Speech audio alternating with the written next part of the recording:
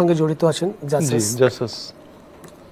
একটা লম্বা সময় ধরেও আপনি আছেন হ্যাঁ, সেখানে। অনেক বছর। আমি তো বেসিক্যালি আমার স্টার্টিং লাইফটা ছিল যখন আমি খুলনায় ছিলাম, তখন আমি ছাত্রদল করতাম। I was the student of BL college, তখন ছাত্রদলে ছিলাম। ওখান থেকে যখন আমি ইন্টার শেষ করে জগন্নাথ, তখন তো জগন্নাথ ইউনিভার্সিটি না, তখন ইউনিভার্সিটি কলেজ ছিল। হ্যাঁ, তখন ম্যাডাম তো পরে এসে ওটাকে ইউনিভার্সিটি হিসেবে ডিক্লেয়ার দিলেন, খালেদা জিয়া। তখন তো আমি ছিলাম ওখানেই। তো ওখান থেকে তখন যুবদলের রাজনীতি শুরু করলাম। তারপরে ওয়ার্ড বিএনপি করেছিলাম, ৭ নং ওয়ার্ডের বিএনপি রাজনীতি করেছিলাম। ওখান থেকে সেন্ট্রাল যুবদলে চলে গেলাম কালচারাল সেক্রেটারি হিসেবে। এই সেন্ট্রালে যাওয়া মানে আর কখনো ব্যাক করতে হয়নি। ওখান থেকে সেন্ট্রাল জাসাসে চলে আসলাম অ্যাজ এ ভাইস প্রেসিডেন্ট হিসেবে। আচ্ছা। আর বর্তমান কমিটি, এটা হচ্ছে কনভেনার কমিটি, এখানে আমি জয়েন্ট কনভেনার হিসেবে লাইক ভাইস প্রেসিডেন্টই ওই পদেই অধিষ্ঠিত রয়েছি। এখন ইনশাল্লাহ যদি ভালো কিছু করতে পারি, চেয়ারম্যান হয়তো আমাকে এখান থেকে একটা ভালো পজিশন দিতেও পারে, এর থেকে আরো better position. I hope that and that's I wanna. Nasir ভাই, সরকার মানে বিএনপি হোক বা অন্য যে কোনো সরকার কে আসবে আমরা এখনো জানি না, কিন্তু এখন আমরা বুক ভরে শ্বাস নিতে পারছি, ইনশাল্লাহ আমরা কথা বলতে পারছি, এইটুকু তো নিশ্চিত। তো সেখান থেকে কি আপনারা যারা বঞ্চিত শিল্পীরা ছিল তাদের জন্য কি আপনাদের সংগঠন থেকে বা আপনার ব্যক্তি উদ্যোগে বা আপনার পরিকল্পনায় কি এমন কেউ আছে যে আমরা এদের নিয়ে কাজ করব, যাতে এই ধরনের মানে হামলা মামলা বা তাকে ব্ল্যাকলিস্ট করে দেয়া এই বিষয়গুলো আর ঘটবে না, একটা শিল্পী স্বাধীনভাবে এই দেশে তার বিচরণ করতে পারবে, তার গান দর্শককে শোনাতে পারবে? অবশ্যই। আমি কিন্তু একটু আগেও বলেছি, একজন শিল্পী দেশের সব মানুষের। একটা শিল্পীর কোনো দল বা ডিভাইডেড করা ঠিক না। আমি কখনো এই জিনিসটাকে আমি মনে করি একটা ব্যাড প্র্যাকটিস, যেটা এরা করে গেছে। এর আগে কোনো সরকার করেছে আমি দেখি না। আপনি দেখেছেন? আমার মনে পড়ে না। হ্যাঁ, তো তাহলে আমার সঙ্গে একমত হতেই হবে।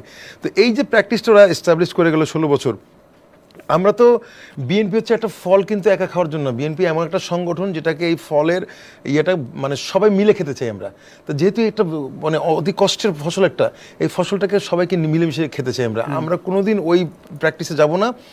আওয়ামী লীগ শিল্পী যদি সে ভালো গান গায়, সে তার যোগ্যতা নিয়ে আসতে পারে, অবশ্যই সে তার মতন গান করবে, আমরা কোনোদিন বাধা দেব না। আর যারা বললাম, যারা ভুয়া আর্টিস্ট, আওয়ামী লীগের মানে সিল পিঠে লাগিয়ে দিয়ে যারা বিশ্ব ঘুরে বেরিয়েছেন, সারা দেশে দাপটের সহিত স্টেজে গান গেয়েছেন, আমরা তো দেখেছি এগুলি ওনারা নিজেরাই ধরা পড়ে যাবেন। যখন লাইভে গান গাইতে আসবেন চ্যানেলে, যখন আমাকে অনেক চ্যানেল, 2-1টা চ্যানেল বলেছে অলরেডি যে ভাইয়া আপনারা যখন লাইভ গান করেন, আপনাদের গান এখনও গাইলে মনে হয়, শুনলে মনে হয় যে একদম গাচ্ছে না। অনেকে তো মেশিন নিয়ে এসে গান গাচ্ছে, তো ওইটার এর মধ্যে পার্থক্য আছে। তো তারা মেশিন নিয়ে বিদেশে গান গেয়ে আসতেছে, কিন্তু যখনই তারা এরকম আমাদের মতো র ভয়েসে গান গাইবে, তখন কিন্তু রিয়েলিটির ধরা পড়ে যাবে। তো সুতরাং এমনি তারা কিকে উঠে যাবে নিজে, আমাদেরকে কিচ্ছু করা লাগবে না তাদের। এই মুহূর্তে আপনি কি নিয়ে ব্যস্ত আছেন? এই মুহূর্তে ব্যস্ত দলের জন্য, প্লাস আমার তো 2টো চ্যানেল আছে, একটা সিঙ্গার নাসির আর একটা নাসির, 2টা আমার ইউটিউব চ্যানেল রয়েছে, যেখানে আমি তো এই 16 বছর বেঁচেছিলাম এই চ্যানেলের মাধ্যমে আমার গানগুলো বিকশিত করে গিয়েছিলাম, যে অ্যাটলিস্ট আমি তো আমার জায়গায় আমি কাজ করে যাচ্ছি, এটুকু সান্ত্বনা ছিল মনে। তো সেটা কাজ একটু আগের থেকে একটু ব্যস্ততা বেড়ে যাবে, এটাই স্বাভাবিক না ভাই?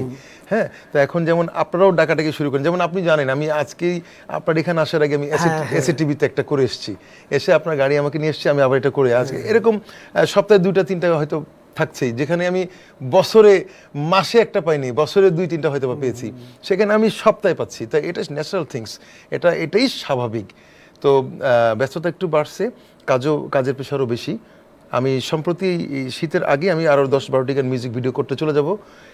ইভেন এছাড়া আমার দলের গান চলছে, যেটা আসছে বাংলাদেশের প্রাণ নেতা তারই সন্তান মহান তারেক রহমান, সুপার একটি গান। এটার কাজ প্রায় শেষ দিকে, মিউজিক ভিডিও করব, এটাও ছাড়বো। প্লাস উনি আসবেন, যে নেতা যে আসবেন, শুভেচ্ছা স্বাগতম নিয়ে একটা গান করছি, এটা কাজ চলছে, হয়তো সময় নেবে, কারণ ওনার আশাটা সম্ভবত এই বছর হবে কিনা জানি না। উনি যে কোনো সময় আসবেন, বাট আমাকে তো গানটা রেডি করে রাখতে হবে। এর জন্য আমি কাজ নিয়ে মোটামুটি ব্যস্ততা আছে ইনশাল্লাহ। বাহ, খুব ভালো লাগলো যে আপনি আবারও সেই ব্যস্ততায় ফিরে আসছেন। হ্যাঁ, আমি কথা দিচ্ছি যে 16টি বছর আমি দর্শক শ্রোতা যারা দেখছেন, আমি সবাইকে আমার I love you very much all, love you all equal. And আমি একটা কথা বলতে চাই, আমার from bottom of my heart, আমার মন থেকে, যে 16টি বছর কর গুনে গুনে আমি যেমন বলবো যে আপনাদেরকে আমি মিস করেছি, আপনারাও বলবেন যে নাসির ভাইয়ের গান এতদিন আমরা মিস করেছি। আমি কথা দিয়ে গেলাম আজকে দীপ্ত টিভিতে, ইনশাল্লাহ সব চ্যানেলই ডাকা শুরু করেছেন, সব চ্যানেলেই ইনশাল্লাহ যাব। আমার মধ্যে কোনো অহংকার নেই, যে চ্যানেল আমাকে ডাকবে আপনাদের জন্য বাকি 16 বছরে যে অপূর্ণতা আগামী 16 বছর হয়তো 16 বছর লাগবে না, আগামী 10 বছরে সেই অপূর্ণতাকে আমি পূর্ণতায় মানে পরিপূর্ণ করবো ইনশাআল্লাহ। বাহ, খুব ভালো, খুব ভালো। আমরা এরকম আশাবাদী হতে চাই এবং আমরা আমাদের কোনো শিল্পীকে হারাতে চাই না। আমরা চাই তারা আমাদের মাঝে থাকুক, আমাদের গান শোনাক, আমাদের আনন্দ দিক, কারণ শিল্পী কোনো জাতপাত হয় না। না, শিল্পী এটা আমরা মনে করি। শিল্পী সত্তা শিল্পী, এছাড়া কোনো সম্পর্ক হয় না। সেটাই। এই নাসির ভাই, এই একদম সম্প্রতি আপনার কিছু গান আমরা অনেক সময় দেখলাম কিছু ভাইরাল হয়েছে, কিছু একটা গান হ্যাঁ ভাইরাল তো এই সম্প্রতিটি ভাইরাল হয়েছে, এটা তুমি থাকো ওই পারে আর আমি থাকি এই পারে, এটা এই জেনারেশনের ইয়াং ওকে